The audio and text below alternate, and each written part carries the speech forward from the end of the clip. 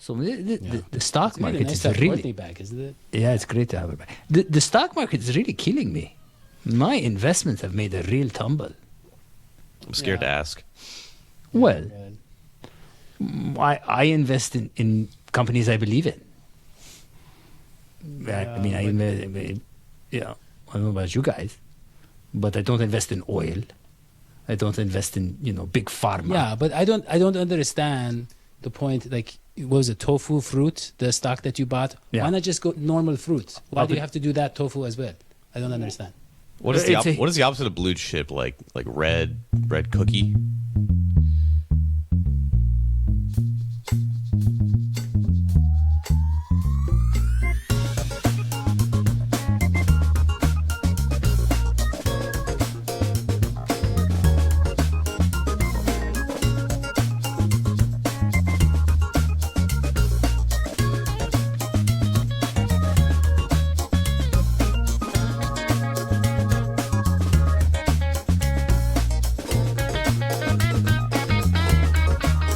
Welcome. Yeah. The Oh, one, yeah. Bengals show. Bengals podcast. Yeah. I'm your host, Eddie McDuke. I'm joined as always by Dr. Hoji, Dr. Oh, yeah. Hoji, and John James Brown Sheeran. Protect yourself. But And- I am so pumped about this coming Bengals year. Yeah, really. This is going to be the best yet. I think so. Yeah, if I don't think jinx so. it. Yeah, we're stacked. But look, we have a lot to talk about today. We want to talk about the Ring of Honor. We want to talk about some injury updates. We want to talk Yeah. about some promising news out of training camp. But first, of course, Courtney wants us to talk about Brinks.tv. And it is crazy how fast Brinks.tv turns podcasts around. Now, we heard the very sad news out of Texas today, very tragic news. And Governor Greg Abbott is very upset. Yeah. And his resolution is to start a podcast called, let me get this straight, All You Need Is Guns, which is actually abbreviated version of the podcast named All You Need Is Guns, All You Need Is Guns, All You Need Is Guns, Guns is all you need. Wow. And his solution basically is if everybody has guns, we won't have this kind of stuff anymore. That's So- horrible. Yeah. That is How ill-timed and how insensitive. I don't know how they come up with these things. Yeah, well, yeah, Courtney better work on the, Brinks shows. Yeah. Get something a little more, yeah. Right. But that is Greg Abbott for you folks. That is Yeah. what he has Yeah. planned, of course. Now, we have a lot to get to, and I want to first tell you that a lot of people have been finding problems with some of the things said on the show. Right. So we have hired 80% of it is untrue.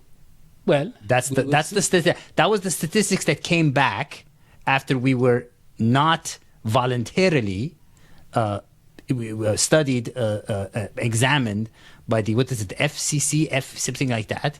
80% of facts spewed on this. You're just making up facts. See, I have a real. The 20%, the 20% that John said was true, and then Well, that's what. Well, we're and going the to find out. 40% that I said, and It's the 40% it's that you literally the 80-20 rule. Like, we don't have to Yeah. reinvent the wheel here. Well, we have hired, and this is what the DNH Sports, when you go to patreon.com/DH Sports, when you fund the show, this Yeah. is what we are using it for. We have hired a fact checker. Woo, yeah, Yes, finally. and I'm talking about Angela Polo. Polo. Angela, welcome to the show. Welcome. Yeah.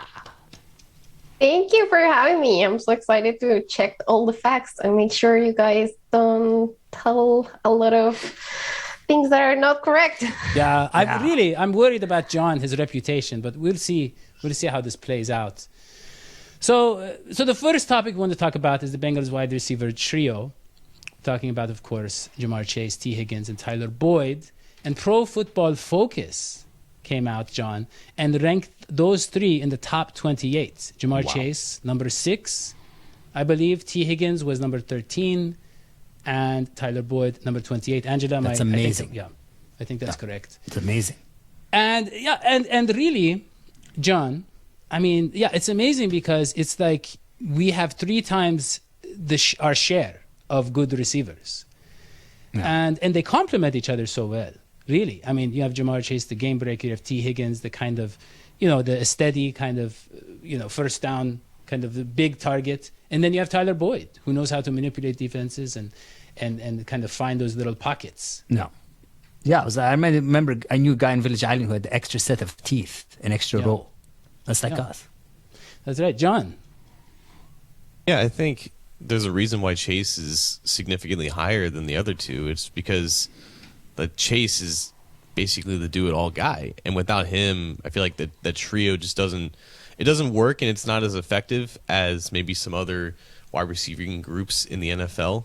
But Chase is a bona fide number one receiver, and maybe T. Higgins is on that path right now. Maybe he continues to develop as an athlete, and maybe this is all that Tyler Boyd will ever be in his career, and that's perfectly fine. Like, he's a top 30 receiver who does well in his niche role. But like you said, they all have different strengths and weaknesses. But Chase is clearly in that top 10 for a reason. It's because anything that those other two guys can do, Higgins and Boyd, I think Chase can also do, and that's really the difference in him compared to a lot of other receivers in the NFL. There's not anything that he can't do, and that's why I think he's so high on this list. When I watch Chase, hold on, when I watch Angela, I just want Angela to go back and look at the transcript. John, actually, you misquoted me. I didn't say they have strengths and weaknesses. I said they each have strengths. Angela, you The fact. That's correct. Yeah. Okay, Yes. Go ahead, please. Hoji, yes. Okay, John. So, anyways, my thing with Jamar Chase, when I watch that man play, is I have seen great wide receivers. I've never seen them as gritty, as tough as Jamar Chase. What gets me every time I watch a game is the man seems equally ready to be like a tight end kind of, I will knock you down and run all over you. And also, I will run faster than a speeding bullet and be in the end zone faster than anybody on the team. The man's got this super, almost human ability. This isn't just one of the greats of 2022. This is one of the greats of this generation of receivers. Yeah. Now, that being said, T. Higgins, if you're number 13 behind number 8, that's pretty awesome.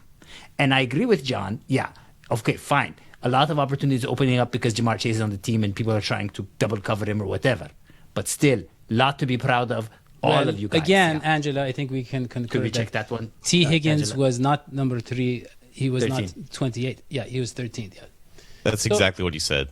Yeah, thank you, Angela. Angela. Okay, so Angela. I hired Angela. Please, stop. Look, let us move on to Alex Cappa. Okay. And John, Alex Cappa, okay, he injured his abdominal things, right? Yeah. And nobody knows how. And I'm guessing, they don't want to say it, but I'm guessing, if we can pull up the Alex Cappa, topic there. I'm guessing, John, that it was because he was wearing his seatbelts while he was driving. Because no way. That is why I don't wear a seatbelt. No. Is because, it's very dangerous. A lot of abdominal injuries happen by wearing your seatbelt. That's not true. Are you giving Angela more work to do? Yeah. Wearing your seatbelt is a necessity. There's kids that watch this show, Daddy. Well, they should be careful. Yeah, go ahead, Angela, please. Well, actually, I looked it up, and an article from 1967 by Dr. John Lemire mentioned 23 intra-abdominal injuries that resulted from using seatbelts in cars. Okay, well, that seems a little bit outdated, Angela. But there are some dangers. You never know. Right. Well, whatever. Facts okay, we give you that one. We give you that facts one. Are facts. No seat. Yeah. Kappa, no more seatbelt for you. You got the right bareback. Yeah, so, John, really, look, they say he's going to be out a few weeks. And, the thing is this. I don't know how to say this.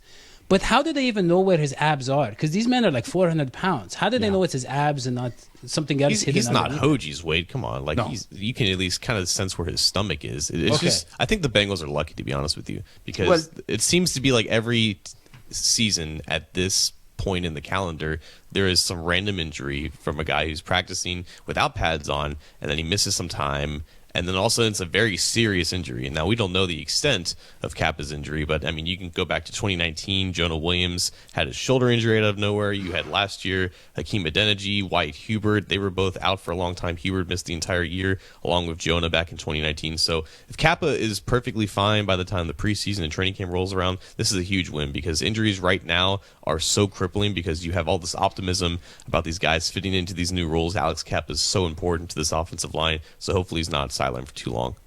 Yeah. Yeah. Just I hope maybe he can sit in the back seat or something. And I don't know. Yeah. Again, I don't think we can make this assumption. He could like, do what out I of do, nowhere. which is sit on your you sit on your uncle's lap and he puts his arms around Yeah. like this. Okay. Yeah. Yeah, his uncle must be very big. But look, Yeah. I want to go to the main topic of today, which is the Ring of Honor. Oh gosh. Now, yeah, the Ring of Honor, it's very important because this, for us, it's such a, it is such a big step Yeah. for the Bengals franchise that they're honoring these people who played for the team.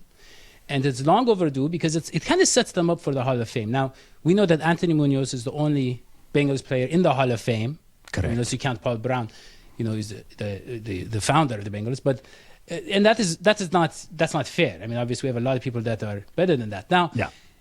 last year, John, it was Paul Brown, Anthony Munoz, Ken Anderson, and Ken Riley who got into the Ring of Honor. This year, some of the candidates, are what? Chad Johnson, Corey Dillon, right? Willie Anderson. Yeah. And who gets to decide that is the question, and it is going to be, this is my favorite part of the whole ordeal. Wait, no one's mentioning Is that- McCarron for the No, AJ McCarron, no.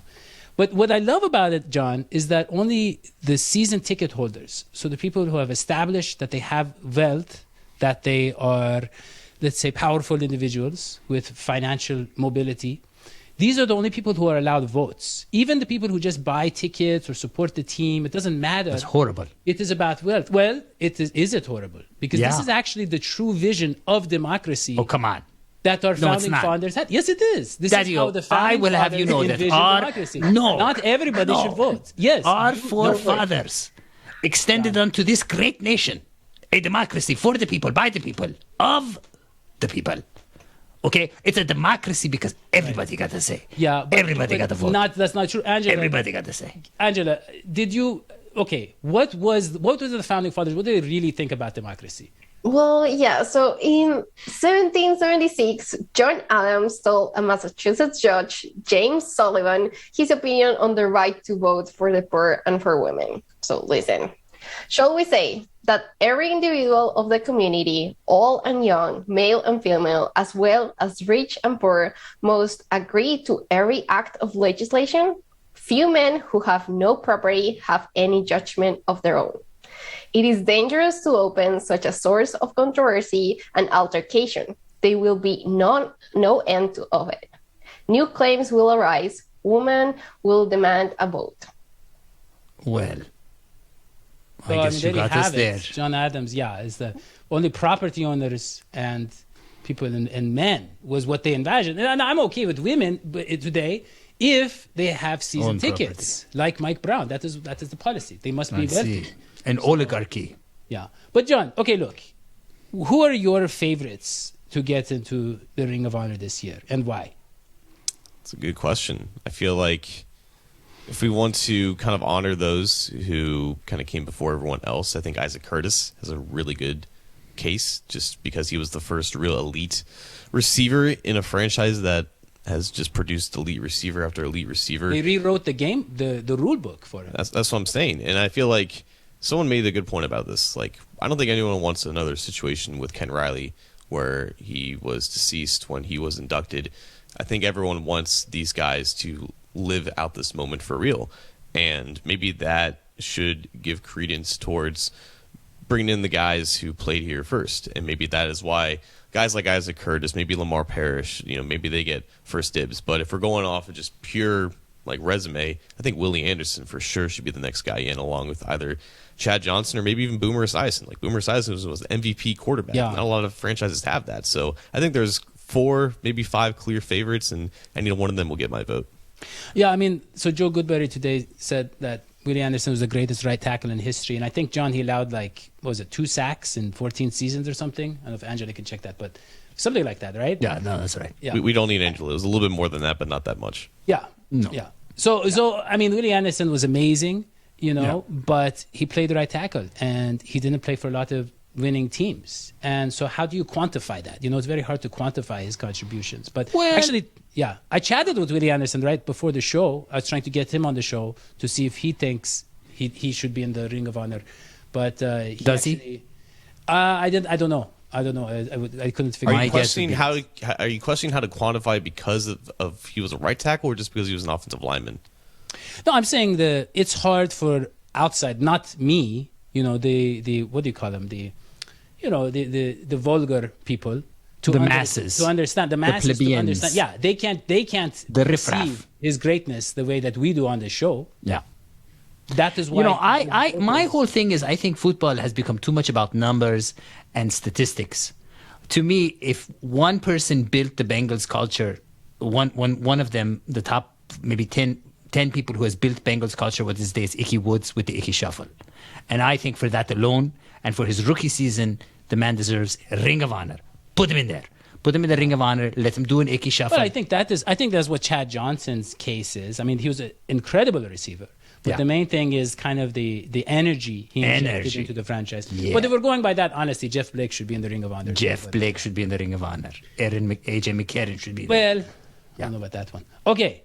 So, yeah, I mean, really, John, I would say you're going Isaac Curtis, Willie Anderson, two more. I mean... Well, there's 4 this year? I thought there was only 2.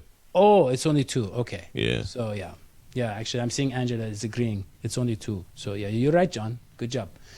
But, Hoji, who are your picks? Well, I said Icky Woods, AJ McCarron, Boom Boom. I like Boom Boom. Boomer Esiason. Yeah. Because he's accomplished things in football but also on TV. I'm gonna go Willie Anderson and Corey Dillon. Yeah, I like Corey. Yeah, because Corey Dillon, I don't know how to explain how dominant this man was behind such a terrible situation with such a terrible offensive line. I mean, John is too young to remember. Hoji, I think you remember. I would watch games where there were no holes, but he would just eventually break down the defense and he'd rip these long runs, 40, 50 yards, and he would wear down some of the best defenses. That Denver defense was like number 2 or number 3 overall, and he set the record against them because he was such a strong, physical running back. Where he was one of those guys like Jeff Blake, where his greatness could overcome all the challenges of playing at Cincinnati. That's how bright his light was. So but that is the point of the Ring of Honor, is it not? To honor in the context of the Bengals. Speaking of, the point of the Ring of Honor, it is not the Hall of Fame. And I know that when my stepson was in school, sometimes like if a kid felt bad about himself, they would give him a prize just to make him feel better. So speaking about running backs, what about Kijana Carter? The kid had so much promise. He comes into the NFL. Poor guy has a series of injuries. Give him a Ring of Honor. Give him the little Ring of Honor. He puts it on his hand. Why not? Yeah. Well, look, guess what? We have HR in the room, ready to join us. Oh, finally. Yeah. HR wants to. Yeah, I got a call that I was needed.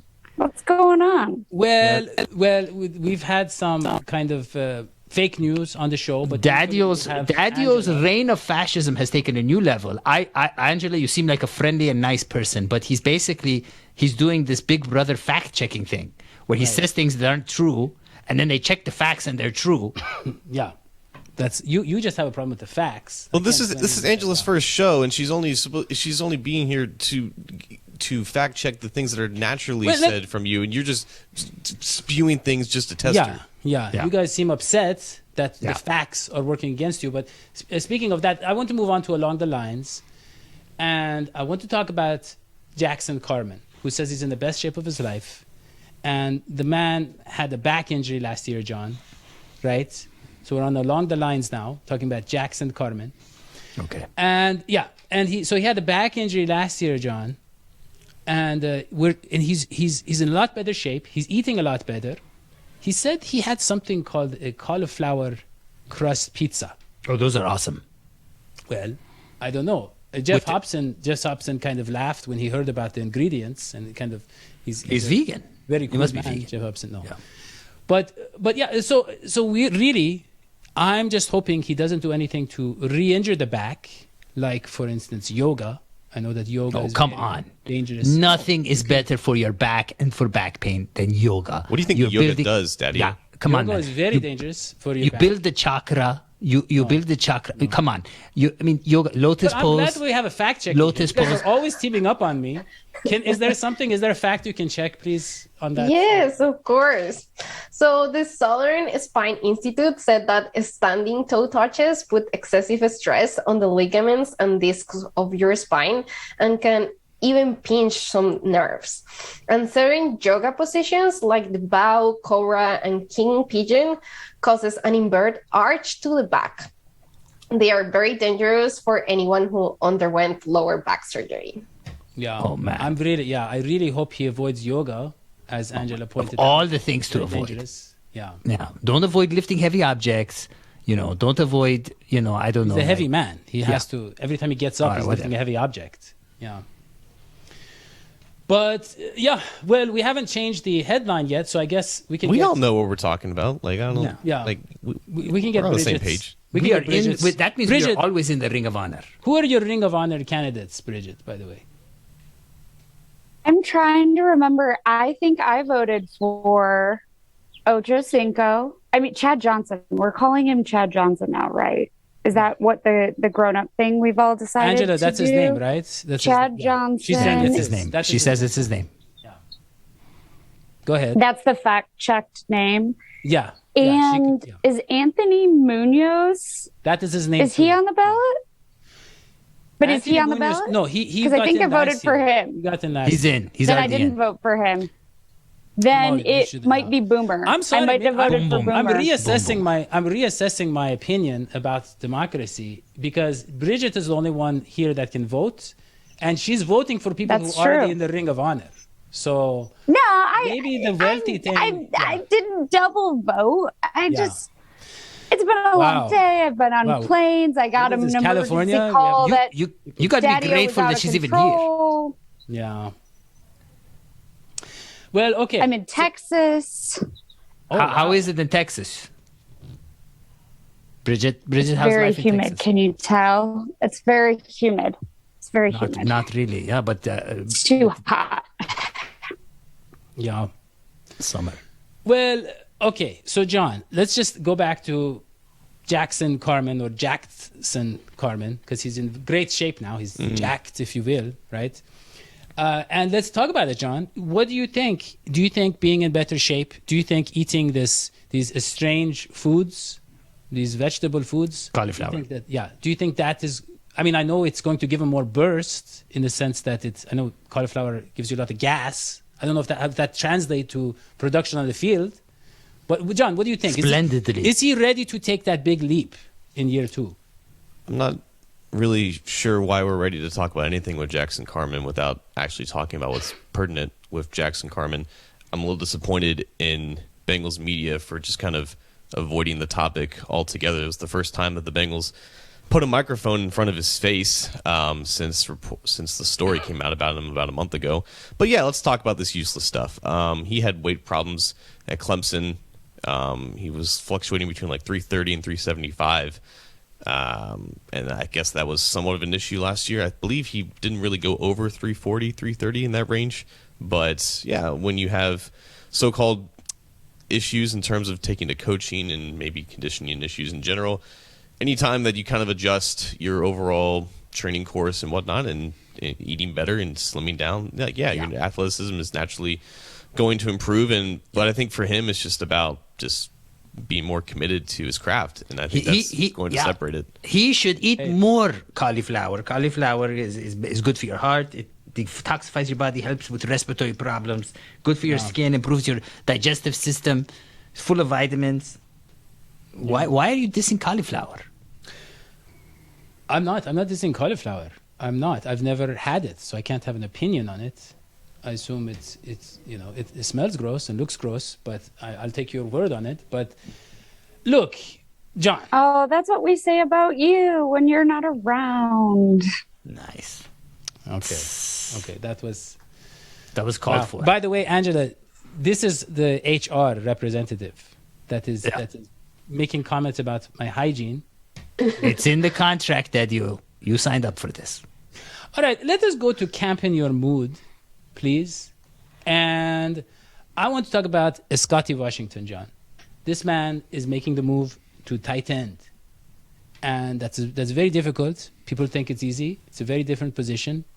But the Bengals, they said Mike Brown is very, interested in finding the next athletic tight end, and he's going to take chances. So what do you make of Scotty Washington? I always find it interesting when a player bulks up and all of a sudden he becomes more athletic. Scotty Washington was like a 6'5", 210-pound receiver. He didn't really do anything at that position in his first year or two with the Bengals.